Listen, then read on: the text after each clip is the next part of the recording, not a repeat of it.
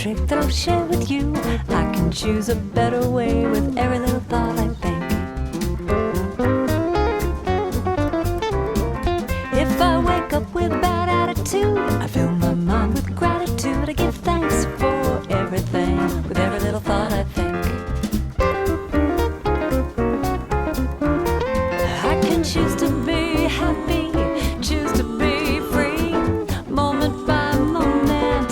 It's all up to me, 'cause what I think about, I bring about. That's the way it is, and there is no doubt. Day by day, I pave the way with every little thought I think.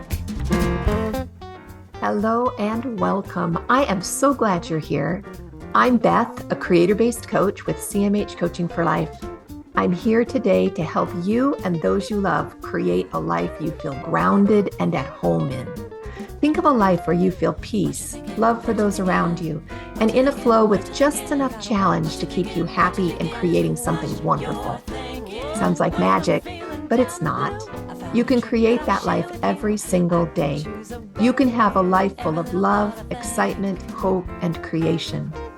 Our mission at CMH Coaching is to flood the earth with light through compassion, mindfulness, and hope. And I'm going to ask a favor of you. If you like what you see and hear today, think of someone you know that would enjoy and benefit from this message. Our mission is to flood the world with compassion, mindfulness, and hope. Share this with them. But for now, this is time just for you. So settle into whatever you're doing and enjoy this time with the girls, where we create that one awesome, amazing, perfect life every one of us is seeking. What you thinking? What you thinking? What you thinking? What you thinking? You gotta watch your thinking. Watch your thinking. Watch your thinking.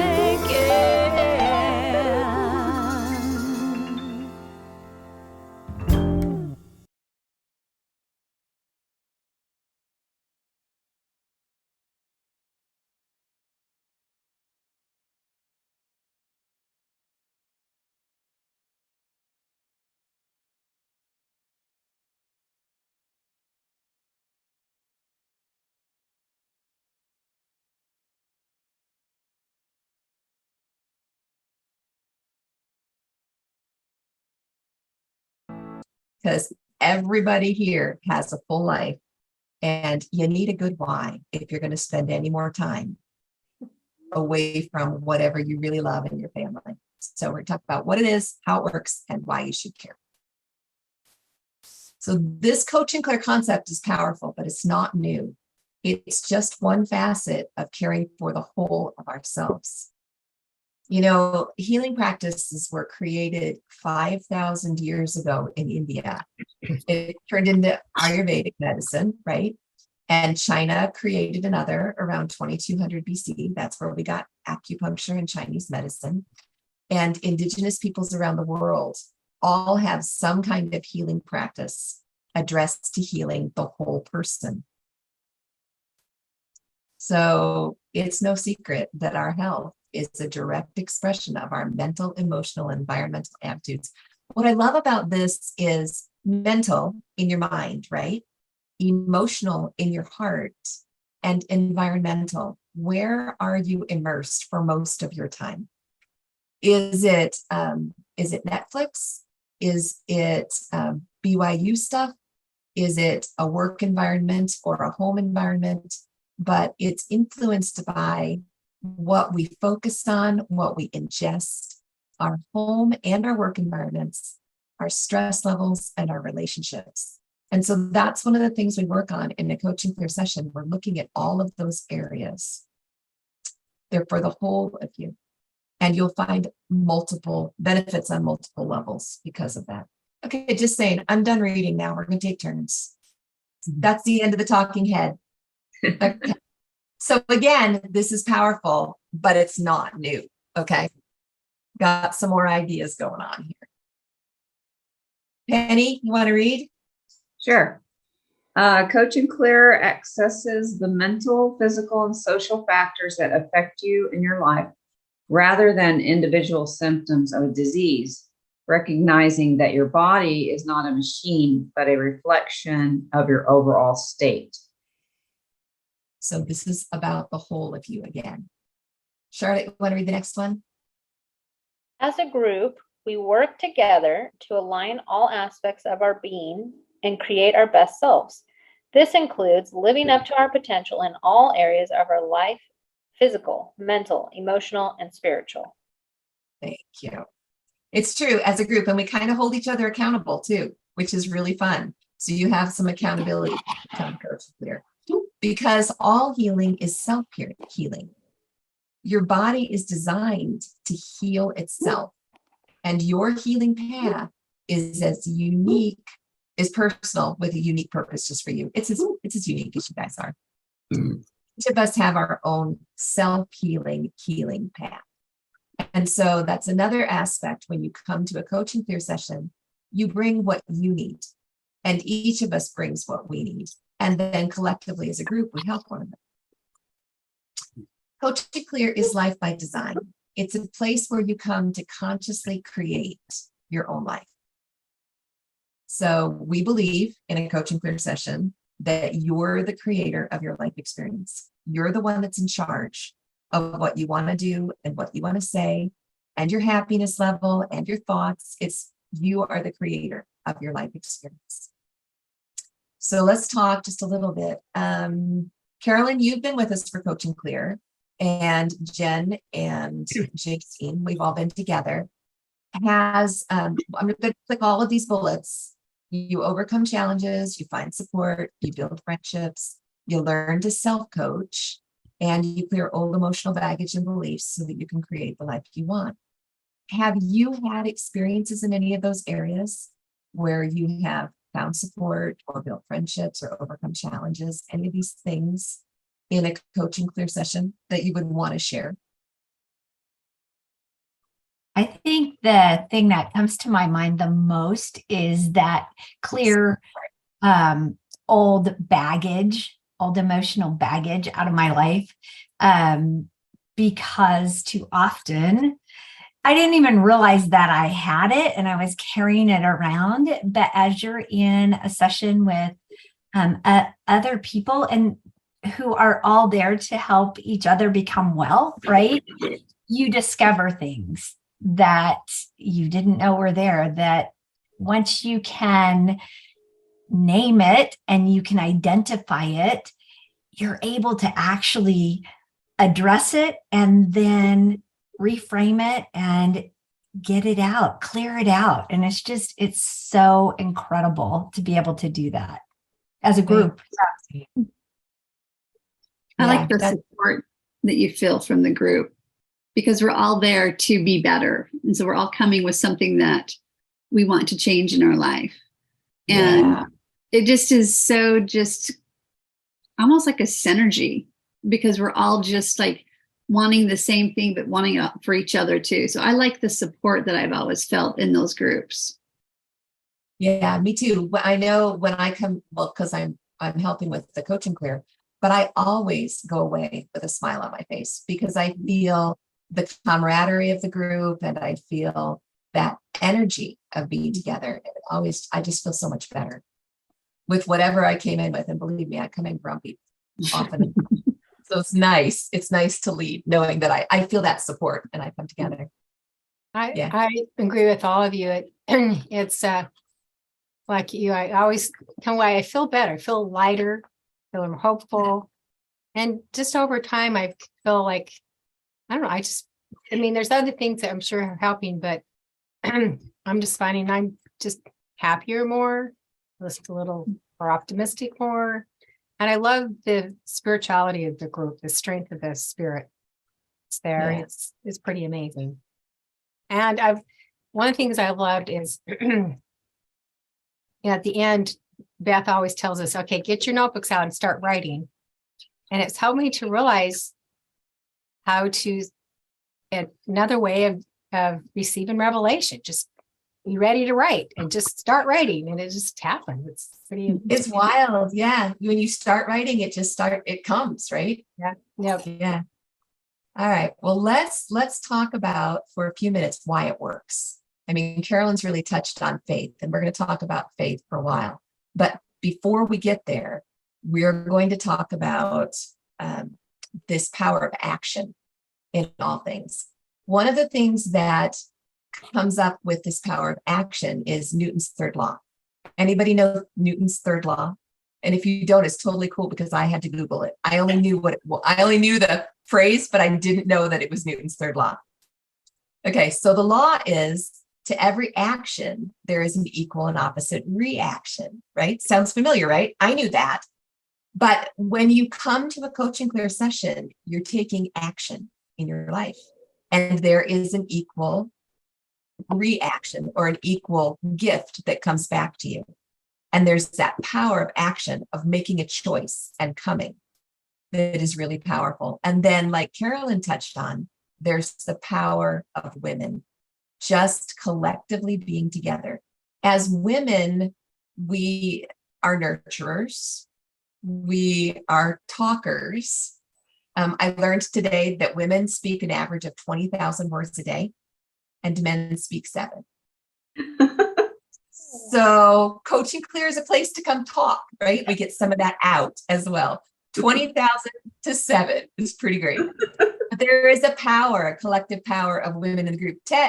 Tim, you can talk if you want. We really will listen. I keep seeing him poke his head in and out with Carolyn. He says no, he's got a headache. He just wants to lie low. All right, you lie low, that's fine. Along with that power of women, there is a power of gathering. And I want you guys to kind of think about this. When you're alone at home on your couch, Charlotte, I know it's a dream. When you're alone at home on your couch, imagine or think how it feels in your body and how it feels in your heart and your mind. Probably like nirvana, heaven. But then think when your family is all gathered around a table together, what does that feel like in your heart and your head and your body? It's a little different, right? Then growing that, when you're in a congregation of people, say 200-300 people, what does that, just call up that memory. What does that feel like in your heart and your head and your body? And then think of the last time you were in a convention center of people, 20,000, big group. That feeling of the energy that comes with that power of gathering. Can you feel that, how that's different, but how it intensifies? There's this power of gathering. That's one of the reasons that Coach and Clear works so well, because there is power in gathering. I know you guys have felt it in multiple situations. Then there's the power of a growth mindset. You're coming into a group of women who all want to grow. A lot of us want to whine, and that's okay. That's part of this power of women part where we can talk. But there's this growth mindset that when you come in and you check in weekly, you've got other people like-minded, also striving, also struggling, also growing, and having their setbacks and their successes. So when you're coming, and there's energy in all of these things, action, women, gathering, growth mindset. Then there's the power of faith, which is what Carolyn brought up. And we'll talk about that a little bit. And then there's this really cool story I want to share with you about the 100th monkey.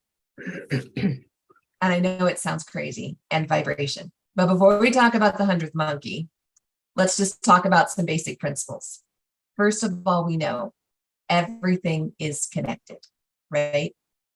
Everything, everywhere. We're just one great big unit on the earth. We're connected. Everyone has a choice. Basic principle. Let me know if I get to one you don't agree with, okay? Each of us is different by design, by divine design. We were talking today in leadership.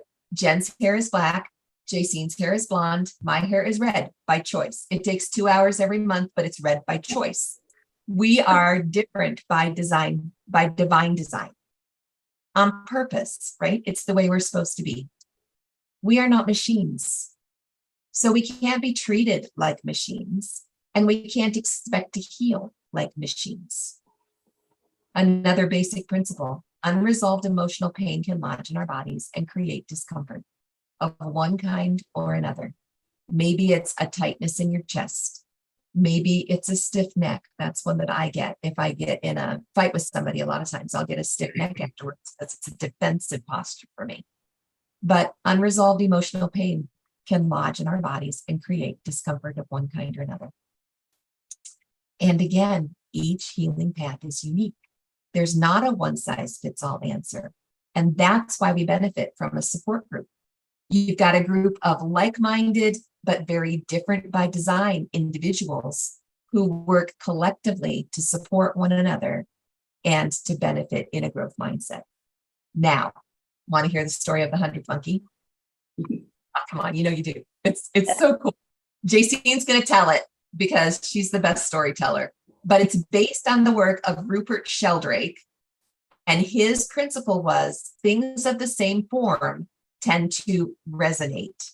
And I know that you guys have felt this when we've come into other meetings where we're people, we have a similar belief or we have a similar goal.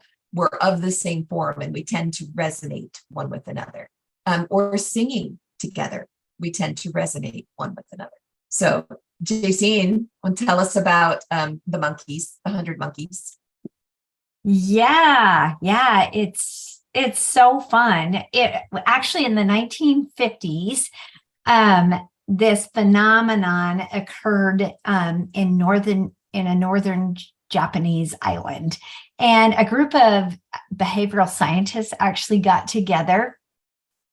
And they noticed that there was this group of monkeys that washed their potatoes, which is so weird. You're looking at monkeys washing potatoes, and then they had other monkeys that didn't wash their potatoes. But as they observed these monkeys, it seemed like little by little, that habit started to spread across the island. And it was interesting. It wasn't on any of the other islands that they were observing. And as they started keeping count of these, they got to a point where there were 100 monkeys on this island that were all washing their potatoes. And they, probably figured that, oh, they just taste better when we wash them. Of course they do, right? So you got these monkeys washing potatoes. So what? Big deal, right? But pretty soon after it hit that 100th mark, all of a sudden, in a whole different island, there was another group, and it was a whole group that started all at once washing their potatoes. And so it wasn't just one by one, it was all of a sudden this group just started washing their potatoes, and it spread from island to island, which was really interesting. So they called it like morphogenic field. So really what that means is a morphogenic field, and they use it often when they're talking about our cells and how they're forming, especially in an embryo and a fetus, where it's this group of cells that get together and it forms our arm. Or there's another group of cells, a morphogenic group or vibration that gets together, and they collect together to create our heart and our different organs and our different limbs. And it's just this phenomenon that these certain cells band together and create this. And it's through vibrations that this happens, which is certainly interesting. And so as they studied the monkeys, they looked at this, and it was those same vibrations that were causing those monkeys to all at once just start doing the same thing, because those cells and that vibration just clung together to create this phenomenon, which I just found was so cool. And, it blows your mind. But Beth, you have some other things to talk about with that, right? Yeah, we do.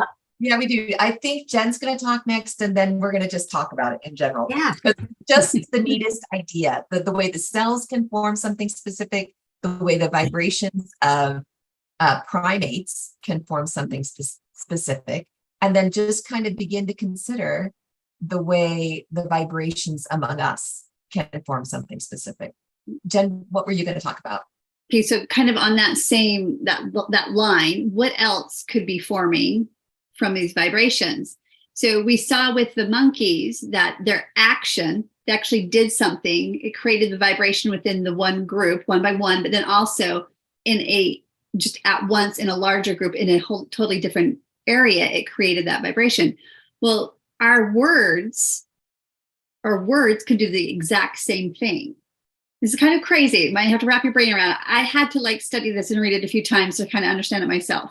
But so words individually, if you think of like a hologram, does anybody here know how a hologram is made? Mm-mm. It's by layers, and it's by individual things that then create the whole. Okay, But kind of like the idea of a 3D printer where they're just layering on top of each other until the whole thing is complete. Yeah, but every little one has like you almost can't.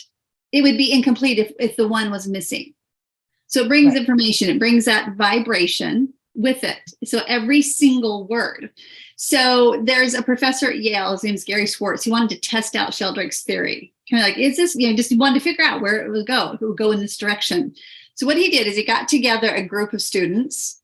And before he got the students together, he took a set of Hebrew words on cards and a set of made up words on another card. Okay. And he shuffled them all up, mixed them together, and then presented them to the students one by one and asked them. None of these students knew Hebrew. And he did not tell them that there was made up words in there. And he was asking, he would show the cards and ask the students to tell him what they meant. And just intuitively, these students statistically performed better at the Hebrew real words and their meanings than with the ones that didn't have any meaning at all. So wrap your brain around that one. The words themselves had vibration and meaning. I was like, oh, So that he confirmed Sheldrake's theory, but in using it with words instead of actions. And there's another individual we're going to talk about that has some more information about like the energy of stuff, and is Masaru. Is that how I say it? Masaru Emoto? Masaru Emoto. I want to make sure I'm saying his name correctly. He describes like this phenomenon kind of as the word soul. And he believes that this word soul is the vibrational information that we feel and read and tune into. So the words. Keep that kind of the word soul. So kind of keep that in your mind. Word soul. Yeah. Yeah. I love that. And when we're thinking a thought or we're speaking a word, we're giving it energy. You can begin to see how the thoughts that you're thinking are changing your body chemistry, or the thoughts that you speak, the vibrations of those words and the patterns of those words change your environment. Yeah. Mm-hmm. Did you want to say some more? I feel like maybe I didn't know if you were going to talk about that experiment or experience what Dr. Brad did with us with the. Oh, will you share it? I'd forgotten about that. Okay, so it goes along the way that our thoughts. So we didn't say words. Our thoughts have energy and can influence. And so what he did is he took somebody up on the stage. And gosh, how many people were in the audience? Like hundreds. Oh, there were like 400 people. And he took this person on the stage and put their back towards the audience so they couldn't see anything. Yeah. And then he had told us before, like before the person couldn't see. So the back. And so he kind of distinguished, and I can't remember what his signs were, but that it was thumbs up and thumbs down. A thumbs down, thumbs up, thumbs down. So if he put a thumb up, you were to direct just the happiest, most loving thoughts towards this individual. And it could be pictures or it could just be words. And if you put his thumb down, you're supposed to just hate, even like war, just all this negative towards the person. And what he was showing was that the one that I went to, he had the guy's arm out and was showing about how when we test for muscle testing, we can show, if it's nice and solid, it's a positive, it's truth. Strong. It's strong. If it goes weak, it's negative, it's untruth. And it showed that just as we were like projecting the negativity towards the individual, he couldn't keep his arm up with the pressure that Dr. Brad was putting on, which wasn't a lot. He had no idea what we were thinking about him. Yeah, and he had no idea what was going on. No, he just all of a sudden he's like, I can't keep my arm up. And then like when we would do the loving thoughts, it was like really strong. And he's like, oh, that feels good. And he did it a few times to show. And it was just fascinating. Just by this group of 400 some people thinking the thought towards the individual, how it would affect the individual's like integrity, their energy. Yeah. It was fascinating. It's really cool. And you take that back to the idea of supporting each other in a group and the power that can come to us as a group, as a whole. Yeah, it is really cool. Okay, here's another one about vibration. This is one of my very favorite things. You guys can try it in your church building because most of us have a grand piano at the front of the church building and a primary piano at the back of the overflow, right? This is a really cool experiment, and you can show it to kids and they'll just grasp it right away. If what we're going to talk about is how the piano strings, the vibration of piano strings resonate along that same idea of Rupert Sheldrake's theory about how things of the same form tend to resonate with each other. So if somebody's in the back of the gym and they're watching the strings, somehow you can watch the front, of the piano and actually see the strings. On my piano, the front comes off. And so watch the strings. And then the person in the front at the grand piano strikes one of the keys nice and firm. So like you get a good solid middle C sound. Watching the strings in the back of the gym or the back of the overflow, you will see the middle C vibrate because they resonate. When you sing with a group, you feel that resonation among the members of the group. They've found actually that people who sing together for long enough, for an hour or so, their heartbeats synchronize because they resonate. There's just a lot of power in a group. Okay. That's one of the reasons we use Coach and Clear and why it's so effective. Then there's the idea of water. Our physical bodies, depending on our age, are somewhere between 50 and 80% water, right? Now we've talked about how thoughts and words can resonate within us and create vibrations. Water also has a memory. And it also, because our physical body is largely made of water, has a big effect on us. So going back to people, thoughts, words, kind of hold this all in your head. People, thoughts, words, water, the memory of water in our physical body. Okay. Jen or JC, one of you just go ahead and jump in because we're going to talk about Masaru Emoto's work. Yeah. I love Masaru Emoto's work. So he took words with water and then under a microscope, he presented these words to the water and watched it form into crystals.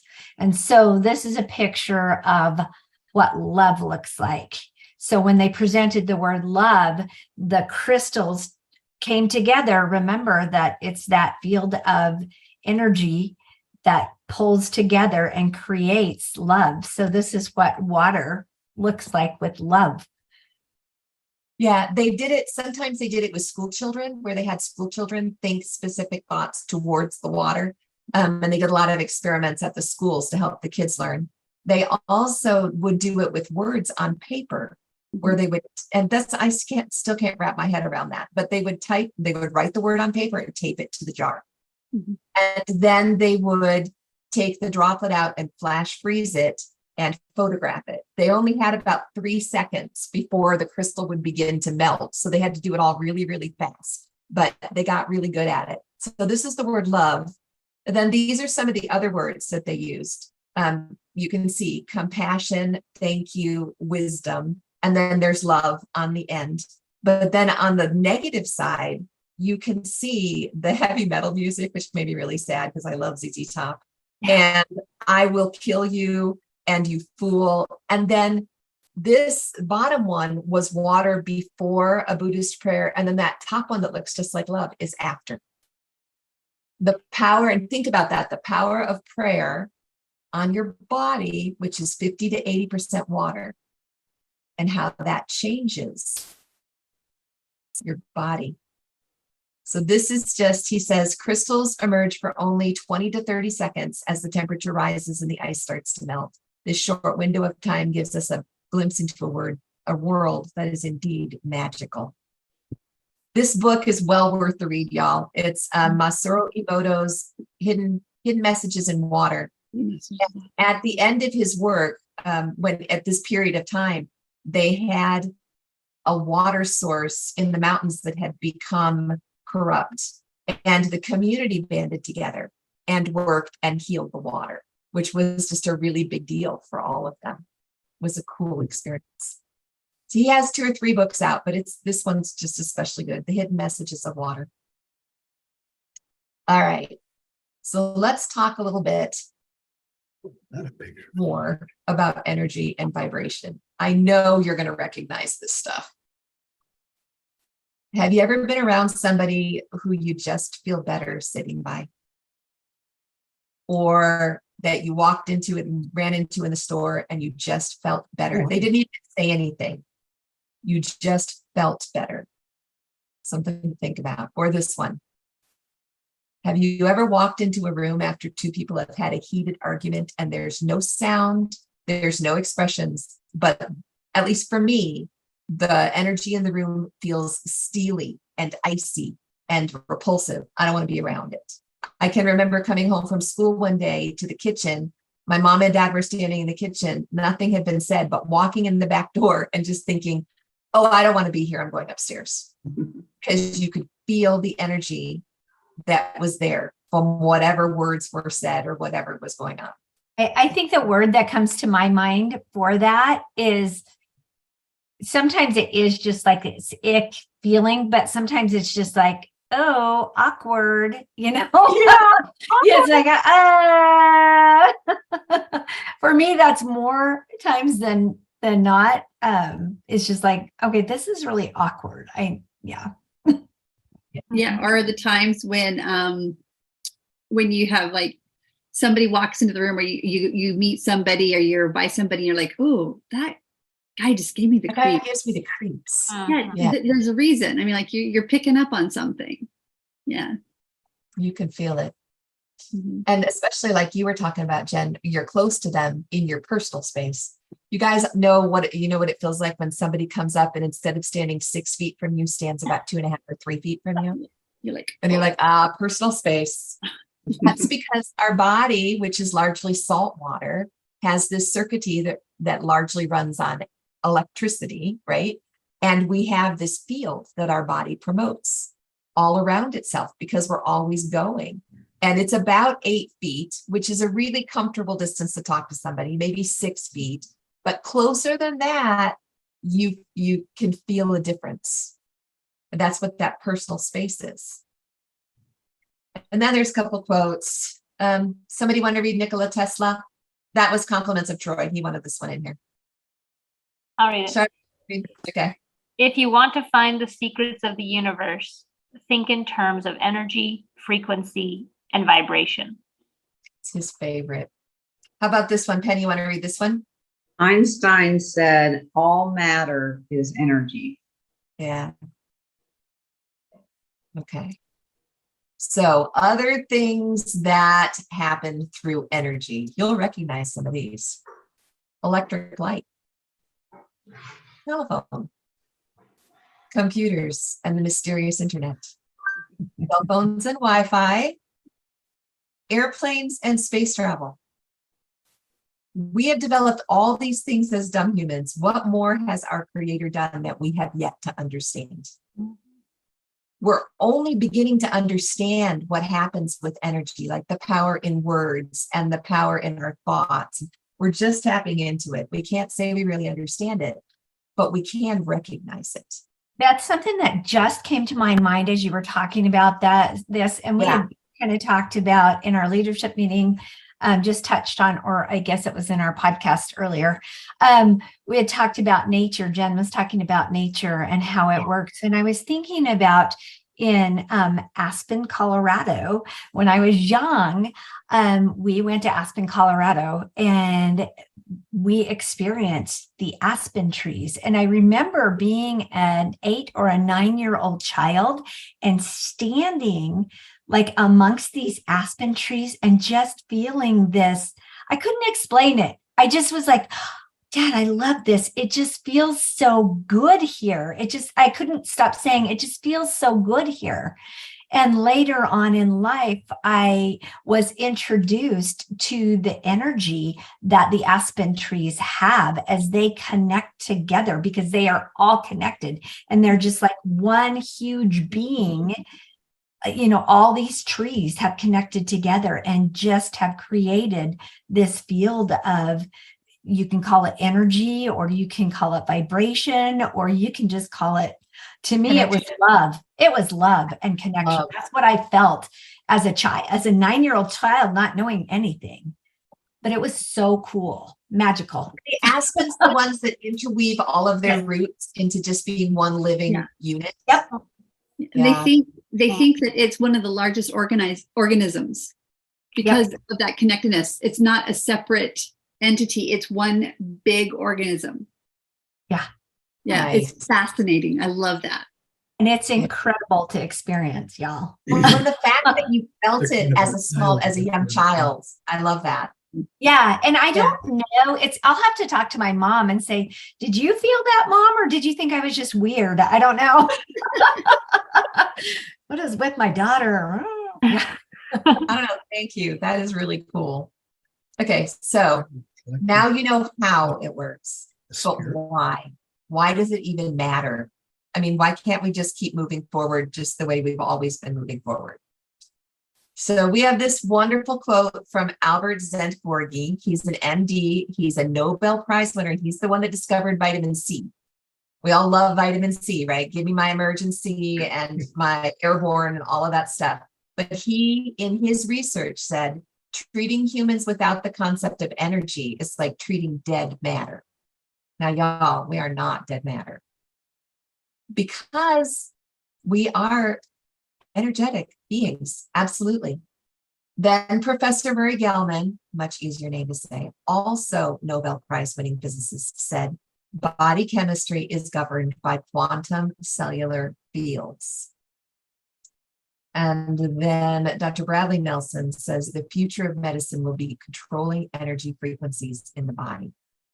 Now, Dr. Nelson has a really great way of teaching about quantum cellular fields that really helped me understand this. He says, if you were to take your hand and put it under a microscope, you would, at the next, whatever the next level of magnification is, see outlines of cells, right? I mean, we all did that in 5th grade science. We saw the cells with the nucleus and the mitochondria. You would see outlines of cells. But if you increased the magnification, you would see, Jen, help me out here. You're so good at this. What would you see next? After the cell, you would probably see the nucleus of each cell. Like you'd go into the cell. Inside what's inside the nucleus?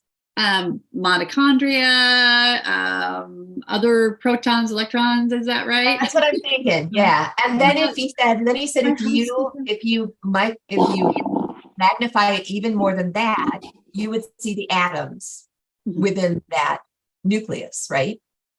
And then if you magnify it beyond that, which is the subatomic magnification, you would see that in between those atoms, there's just all kinds of parts of the atom. There's all kinds of space. And the way he related it to us was, if there was a neutron at one end of a football field, you would travel the entire length of the football field before you got to another part of that atom. That it's all space in the middle. It's all the energy of the atom that's in there. And that's what a quantum cellular field is. It's subatomic parts of the cell, and it's a field, which is huge. If you get on, you could go forever on Google learning about quantum cellular fields. It's amazing. So how does this apply? Jen, will you read? Sure. When we clear in a group setting, we find that the energy is amplified by the faith of the people who are there. It's beautiful to sit together and, through our creator, release any imbalances that may have been weighing our family or us down. It really is. We've all of us that have been there. It's really beautiful. Our collective faith makes a huge difference, and everyone in the group benefits. Faith, we know, is the principle of action. We talked about Newton's third law in all things. Just kind of get this wrapped around in your head.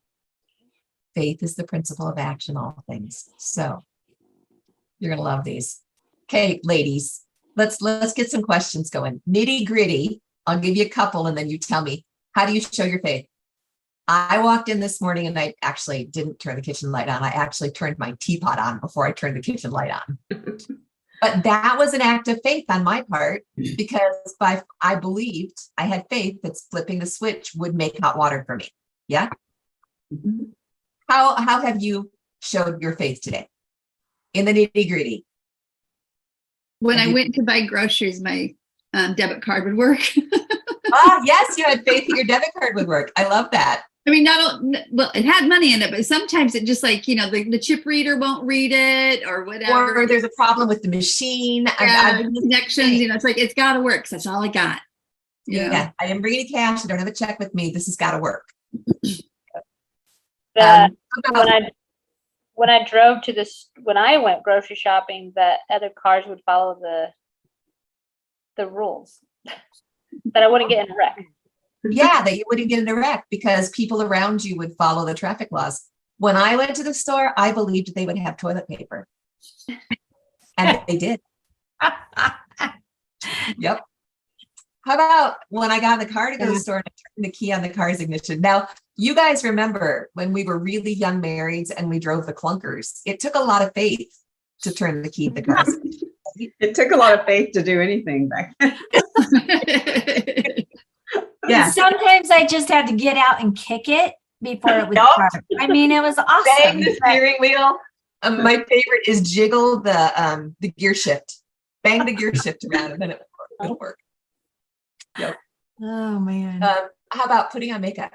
That is an act of faith for me. Is that an act of faith for anybody else? Because I truly believe that my green tinted foundation will make my skin look good. Do you see? Act of faith, okay? Showing up here. How was this an act of faith? Well, that the Zoom would work, that we could see everybody, we could hear everybody, we could see this presentation. Yeah. I mean, there's so many layers of faith, right? That it was a good use of our time, that we would, I mean, some of us have had the experience before, so we had that act of faith. We already knew what would happen in the past, but people who haven't come before, it makes a difference, right? You really have to show up and have some faith. How about this one? When you bought your first house, woo, what was your faith? What was it? Faith in what? That we can make the payments. Yeah, that was mine. Faith in the future, that we would have income to make the payments. So you see, but how do you show your faith that the world will be here and the world will be good tomorrow? What do you do right now to show that faith? You make plans. Good. Make plans for tomorrow. Yeah. Make plans, move forward, study. Or maybe just go by positive, your positive things that have happened in the past is your hope, Yes. What's going to happen next or whatever.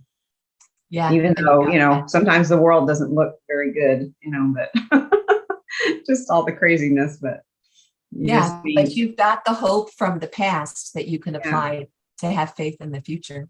Yeah. Yeah, I like that, Penny. Okay. So then here's the last question. Why should you care? I mean, what's the point? Well, you're here, and that tells me a whole lot about you, right? Why do you think you should care? I can tell you a little bit what I know about all of you. I know that you are all women of faith, and Tim.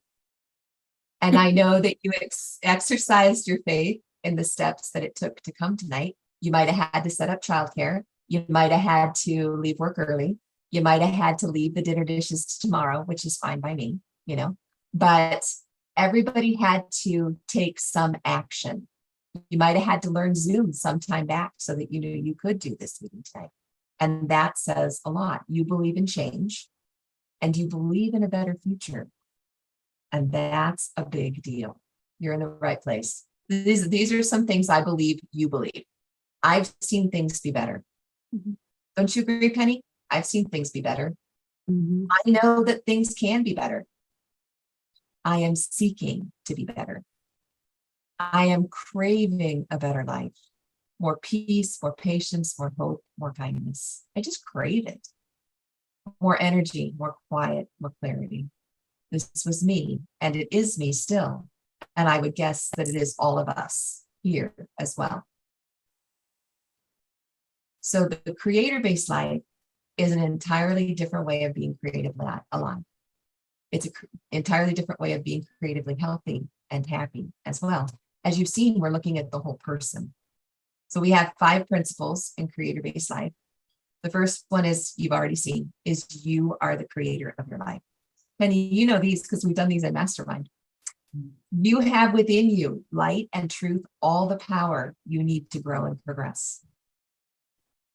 Can I say the next one? It's my favorite. Yes, it's my favorite too. You can have your turn. I've been dying. Yes. Okay. The third one is we are different by design. I love that one. And different is good. It's not different is so good. Yes. I just find that so powerful. All right. And somebody else can do 4. I'll do it. Okay. Happiness is most likely to be achieved through the principles of faith, compassion, mindfulness, and hope. Yes. And we work on these 4 principles consistently as we work Coaching Clear, through Mastermind, through all of our things. There's always a connection back to faith, compassion, mindfulness, and hope. And then this one's my favorite because when we were raising family, Troy used to say the only constant is change all the time. Because one day the kids would want peanut butter sandwiches, the next day you'd make peanut butter sandwiches and they want bologna. The only constant is change. But what we learned was change is a gift. If it's great now, and you know that change is a gift, you're going to appreciate now more. And if it's terrible now, and you know that change is a gift, you know that good things are coming. Change is a gift. That's our 5th principle. These are the principles of a Coaching Clear session. It's the same no matter what you're doing with creator-based coaching or a creator-based life. These are the 5 basic principles that everything runs on.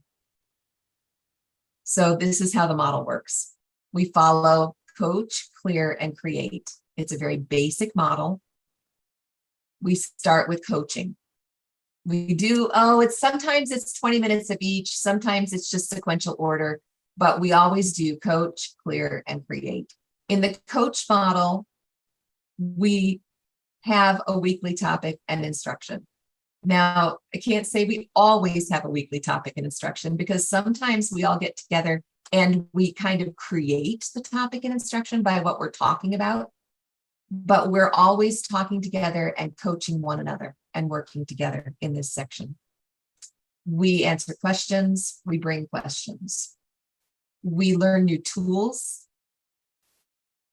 we settle in, and we always have prayer. Very much like we started tonight, we'll begin with prayer and invite the help of our Creator. After we've gone through this, everybody brings their questions, the things that they want to work on as well. Things that maybe they're struggling with or goals that they have, something that they would like to see happen in their life, but don't really feel like that it could. All of these things we work on just a little bit every week, so that the goals that you're creating for yourself have nourishment and get the blocks out of the way. I'm having a hard time seeing everybody with this. Let me just move it. Okay, so we're going to talk for a while about how we clear in a Coaching Clear session. Awareness is the key. It's your creator power, the power of your thoughts. And remember, we prayed, so it's also going to be your intuition, your connection with your creator. Let's go through some terms that you might hear in our session. Emotions to release. Jen, you want to talk about emotions to release? The best way that I explain this to my clients is because we all understand what emotional baggage is. It's what we're carrying around. It's what we can't or we haven't just let go of. For some reason, we just keep them in. And so we learn how to release those emotions that have not processed out of our body. And that's an interesting thing because emotions, they're a chemical reaction in our body. And they should only last anywhere from 90 seconds to 120 seconds, and then they're gone. They're chemically gone out of our body. Granted, that's one emotion. You can have many emotions at the same time. But for some reason, energetically, they get kind of stuck. And that's what we call the emotional baggage. And so there are going to be emotions that we'll identify and so that we can release them. They're still stuck in us. Yeah. Then there are inherited emotions. And this was really hard for me to get my head around, the idea that you could inherit emotions from your parents or from your grandparents. But then I read this, I did the training with Dr. Brad, but then I read this study that they did with mice, where they had a group of mice that they would introduce the scent of almond to. The goal with the study was to find out why Holocaust survivors' children and grandchildren were having trouble. Was it something that was learned as it was passed down? But PTSD was much higher in the children of the Holocaust and the grandchildren of the Holocaust. It seemed to be a continuing thing. So they did this to find out a little more about it. And with the mice, they gave them the scent of almond and then the shock. So all over a period of time, they associated the scent of almond with shock. And of course, they were terrified of the scent of almond because it meant something terrible was going to happen. But what the scientists found was in the next generation of mice, the children didn't have to be shocked. They only had to have the scent of almond and they would freak out. And the grandchildren only had to have the scent of almond and they would be terrified as well.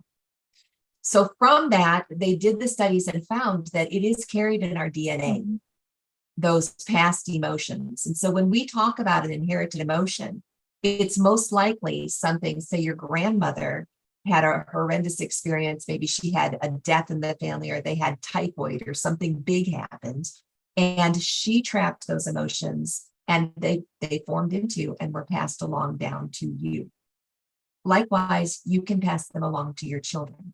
And so you might hear about inherited emotions as one of the things that we would clear in our session.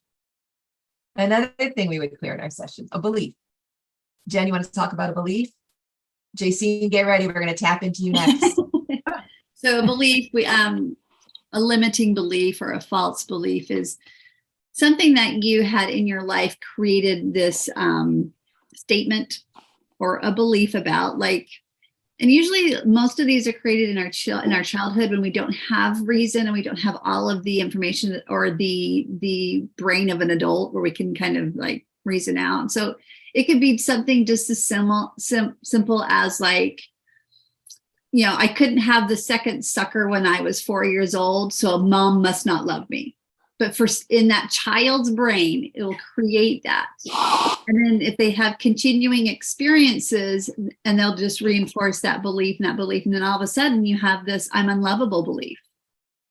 So this is how these things can get in us. But we can also pick them up from our environment in the sense of what our parents tell us or what our parents say, and we believe them. Or what we see on television. What we see on television, yeah. A lot of beliefs from the media, yeah. And that stuff gets into your subconscious mind and your brain just seeks to make it true. Yeah. So, so you'll act from those beliefs. They'll become your behavior. Yeah, you don't even really think about it. But once you identify them, you know they're there and you can choose and let them go. Then there's this trauma thought cycle. Anybody ever wake up at 3 a.m. with thoughts that just will not go away? And it's this cycle just goes round and round and round. That's a trauma thought cycle. I call it the gerbil wheel. Yeah, the journal wheel. Yeah. Do you want to talk about a personal broadcast message or a conflict to resolve? Yeah, personal broadcast message. It's like, oh, how do I say that? So my husband, when you say something and he doesn't, he can't hide his emotions very well. Like it's written all over his face, right? That's what it's like a broadcast message. It's something that it's an emotion that you can't hide. People are like, yeah, I know what your thoughts were because it says it right there. And yeah. And it could be, well, Olympians in a good way, Olympians visualize their peak performance, or a lot of athletes. I would venture to say that most athletes, in fact, all those I've heard on ESPN that are talking, they talk about visualization before the event or the game. And it's actually a practice that's taught to a lot of business leaders. They teach that same thing. So that's a personal broadcast message, but often with a negative one, those are ones that we don't want to continue on because they keep, like Beth was saying, they keep broadcasting in our brains. It's almost like that negative thought cycle that just won't stop. So JC, what's interesting about those is they can be picked up from other people.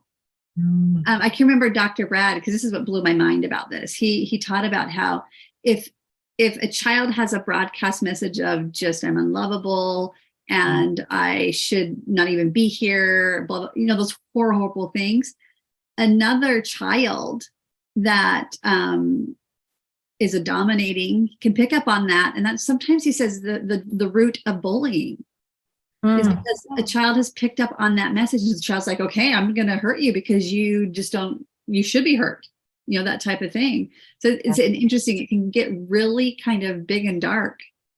Yeah. Okay. It's 8:00, you guys. So we're going to have to pick up the pace if we're going to have time to do this before we all fall asleep. Conflict to resolve is just that, a conflict to resolve. And then with all of these things, these are releases, but we also can set and establish a new belief in the Coach and Clear session. Okay, so this is some of the ways that you could use in the session to release. You could use your mind's eye, imagination, and meditation. You could use prayer and connect to your creator. Remember I told you about how your body runs on electricity and you've got the field all around you? You could use that field. Some people do that to do releasing. You can also affect your brain through the power of scent. Aroma Freedom Technique capitalizes on that, the power of scent and the releasing. Or you could use tapping, and that's something that we can work with in the session. Tapping is a way to make contact with your meridian endpoints that will relax your amygdala and help your body to work better and release. Sorry to have to go so fast, but I really want to have time. So how does it work? So we did the coach, right? This is the create part. Oh, we did the clear part. Then this is the create. So coach, clear, and create. So when we finish the clearing portion of our time together, you're going to want to hold on to the feeling and the thoughts that have come to you and that you have felt. Did you feel like you should do something different while you were there, while you were in that space of clearing? Is there someone to contact, a habit to begin, a neglected task that you felt drawn to complete? You're going to want to bring a journal with you and write down your feelings. This is the create part. Okay, so everybody brings their journal. We take a few minutes. You write it down in your journal along with the experience that you've had. Then you're going to create a plan for where, when, and how you will act. The reason you're going to want to use where is because you already have most likely a how and a when in mind. But if you can use a where, you're actually going to visualize yourself doing the task. And when you do that, the possibility of you actually doing that task increases significantly. So just to review, it's Coach, Clear, Create. we pray and we center at the beginning. Then we identify imbalances in the group and release them with ever chosen method you use. The group we've been doing most lately is most of us just release with prayer. We go into a kind of a long prayer, talking to Heavenly Father, and through the Spirit, make that connection and let Him speak to us as we're releasing. And then, of course, as we're creating our action plan going forward. So you create your plan to act based on what, where, when, and how. That's a proven method that really works. And then you lead the session, and during the week, you act on what you created and what you plan, and you come back the next week, and you can return and report, and you can get ready to clear anything else that would be in your way of the next step, because you are the creator of your mind. We're all junior creators to the one who created all things. So, short testimonial, I got really sick back in 2012. I lost 30 pounds in 3 months, could not get out of bed, beyond sick. And when I was prayerful and I had my priesthood blessings, it was the hospital wasn't going to help me. But what I needed to do was I needed to call a specific friend, and I needed to call my mentor at the School of Natural Healing where I was studying. And I did that. I called my mentor, Dr. Christopher, at the School of Natural Healing. He gave me some things to work on, some things to take, gave me a bunch of herbs. But then the other thing was to call my friend. And she had given me a book several months earlier called The Emotion Code. And I was very busy, especially very busy not listening to everything that my body was telling me. And when I called her, I told her what was going on. I just blubbered. And the first thing she said was, well, did you read that book? And I hadn't. Every time she'd come, she'd ask me, did you read the book? And it was always somewhere different because I meant to read it. And at that period of time, it was holding up in a stack of books, a lamp behind the couch, because the lamp was quite tall enough. And so I got the book out. I started to read. But what was really cool was she and her daughter called me every day for over a month and cleared for me because I didn't know how to do it. And I got better.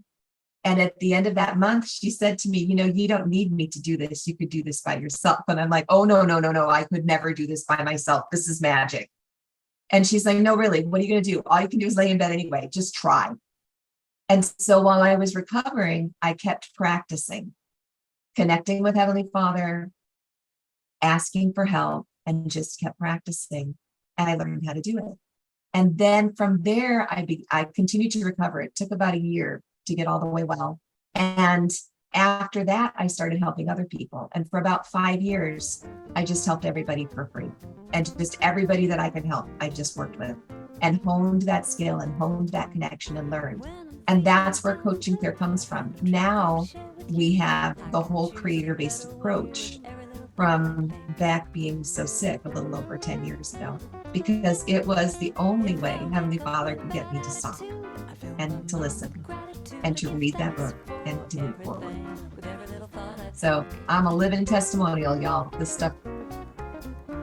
I can choose to be happy, choose to be free, moment by moment. It's all up to me, 'cause what I think about, I bring about. That's the way it is, and there is no doubt. Day by day, I pave the way with every little thought I think. Hey, thanks for joining us today in A Creator-Based Life. I hope you felt that compassion, mindfulness, and hope you came seeking today. You can find more of it at cmhcoaching.com or on Linktree/CMHcoaching. Of course, any social media outlet, we're there too. Because you felt the benefit and light in this message, please invite those you care deeply about to join us. Help us to create a ripple effect across the globe of compassion, mindfulness, and hope. Then we can create a creator-based life together. Have a great week, y'all. We'll talk to you soon. For everything, with every little thought I think, I can choose to be happy, choose to be free, moment by moment. It's all up to me, 'cause what I think